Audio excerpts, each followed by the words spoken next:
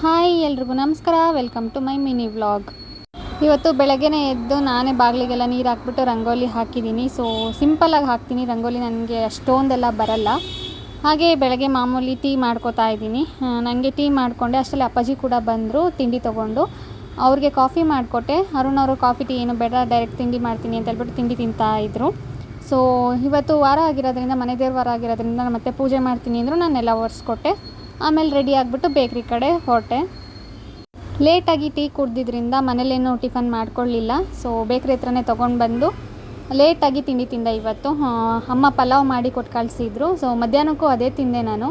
ಅಷ್ಟರಲ್ಲಿ ಫ್ಲಿಪ್ಕಾರ್ಟಿಂದ ಒಂದು ಪಾರ್ಸಲ್ ಬಂತು. ಪಾರ್ಸಲ್ನ ಕಲೆಕ್ಟ್ ಮಾಡಿಕೊಂಡು ಸ್ವಲ್ಪ ಕೆಲಸ ಇತ್ತು ಅಂತ ಹೇಳ್ಬಿಟ್ಟು ಬೇಕ್ರಿನಲ್ಲಿ ಕೆಲಸ ಮುಗಿಸ್ಕೊಂಡು ಆಮೇಲೆ ಮನೆ ಕಡೆ ಬಂದೆ. ಊಟದ ಟೈಮ್ ಆಯಿತು ಅಂತ ಹೇಳ್ಬಿಟ್ಟು ಊಟಕ್ಕೂ ಕೂಡ ನಾನು ಆವಾಗಲೇ ಹೇಳ್ದಂಗೆ ಪಲಾವ್ನೇ ತಿಂದೆ. ಚೆನ್ನಾಗಿತ್ತು ಅಂತ ಹೇಳ್ಬಿಟ್ಟು. ಹಾಗೆ ಫ್ಲಿಪ್ಕಾರ್ಟಿಂದ ಪಾರ್ಸಲ್ ಬಂದಿತ್ತಲ್ಲ, ಸೊ ಅದನ್ನು ಕೂಡ ಓಪನ್ ಮಾಡ್ತಾಯಿದ್ದೀನಿ. ಏನಿಲ್ಲ, ಒಂದು ಶ್ರಗ್ನ ಬುಕ್ ಮಾಡಿದ್ದೆ. ವೈಟ್ ಕಲರ್ ಬೇಕಿತ್ತು, ನನ್ನ ಹತ್ರ ವೈಟ್ ಕಲರ್ ಇರಲಿಲ್ಲ. ಸೊ ಕ್ವಾಲಿಟಿನೂ ಚೆನ್ನಾಗಿತ್ತು. ಹಾಗೆ ಸಂಜೆ ಊಟಕ್ಕೆ ಏನು ಮನೇಲಿ ಮಾಡಬೇಡ, ಹೊರಗಡೆ ಹೋಗೋಣ ಅಂತ ಹೇಳಿದರು ಅರುಣವರು. ಸೊ 4 ಜನನೂ ಇವಾಗ ಊಟಕ್ಕಂತ ಹೊರಗಡೆ ಹೋಗ್ತಾಯಿದ್ದೀವಿ. ಏನಿಲ್ಲ, ಸಿಂಪಲ್ಲಾಗಿ ಇಡ್ಲಿ ಮತ್ತು ಪಲಾವ್ ತಿಂದ್ಕೊಂಡು ಮನೆ ಕಡೆ ಬಂದ್ವಿ ಅಷ್ಟೇ ಗೈಸ್. ನೈಟ್ ಆ್ಯಕ್ಚುಲಿ ಡೈಲಿ ನಾವು ಊಟ ಮಾಡೋದೇ 11 ಗಂಟೆ ಆಗುತ್ತೆ. ಸೊ ಇಲ್ಲಿ ಕೂಡ ನೈಟು ಸ್ಟಾರ್ಟ್ ಆಗೋದು ಈ ಹೋಟೆಲ್ಲು 11 ಗಂಟೆ ಮೇಲೇ. ಹಾಗಾಗಿ ಬಂದು ಇಲ್ಲೇ ಊಟ ಮುಗಿಸ್ಕೊಂಡು ಮನೆ ಕಡೆ ಹೊರಟ್ವಿ.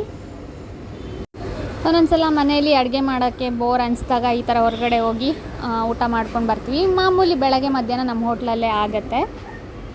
ಸೊ ಇದಾಗಿತ್ತು ಇವತ್ತಿನ ಮಿನಿ ವ್ಲಾಗ್. ಮತ್ತು ನೆಕ್ಸ್ಟ್ ವ್ಲಾಗಲ್ಲಿ ಸಿಗ್ತೀನಿ. ಅಲ್ಲಿವರೆಗೂ tata, bye bye, take care, lots of love.